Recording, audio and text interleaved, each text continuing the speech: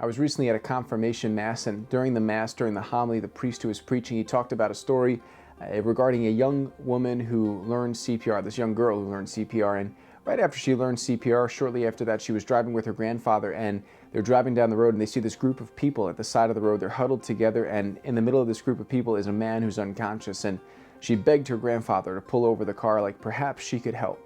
And when she pulled over the car, she went over to the man. He was unconscious, and sure enough, he wasn't breathing. So she performed CPR right after learning CPR, and lo and behold, she saved this guy's life. And the homily was something to the effect of like encouraging young people to use their gifts, which is awesome. But like that image of the guy who's half dead at the side of the road, and this young girl who helps bring him back to life, this young person who helps bring this guy back to life, like kind of I think an image for what the church is like in the Western world today, like what the church is like in our own country.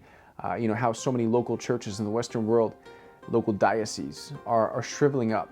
Like vocations are lessening, like participation at Mass is going down, belief in basic Catholic things is going down, like the real presence, like basic fundamental moral issues and stuff, like all these things. We're kind of forgetting who we are, and in so many ways, like the local church is dying. Now we know, like Jesus promises in the gospel, that the gates of the netherworld will not prevail against the church. Like the church will remain until the Lord comes again in glory. So like we know that's true. We know that that's not a mistake. So, we can have this kind of mentality though with that somehow we can just kind of kick back and put our feet up and relax.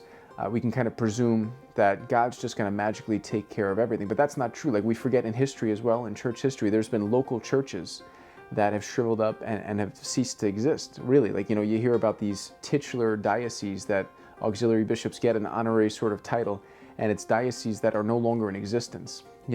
Dioceses that were around during the ancient church, but they're not present. You think about places in like North Africa and other parts of the Middle East, like ancient dioceses that no longer exist. So like it is possible for like local dioceses to shrivel up and to become lifeless. And I think young people, especially through confirmation, we get this special grace of the Holy Spirit to bear witness to Jesus in the world, to live out our faith with all of the implications that brings in the messiness of the world.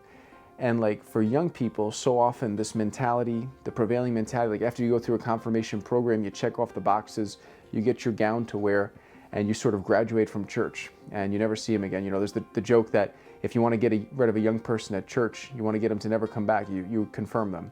And how sad that is.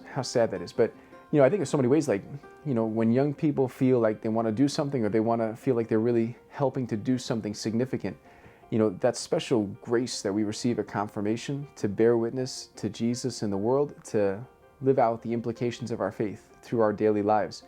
Like in and through that's how we, like that young girl who, found this guy unconscious at the side of the road. That's like how we are called to bring the local church, or the church in the Western world, back to life, to revive it, and that doesn't come about through our own efforts. That doesn't come about through our own planning. It doesn't come about through trying to make what we want to work, but humbly surrendering to the Lord and to letting Him use us to bear witness to Him, to live out our faith with all of the implications that it brings in the messiness of this world.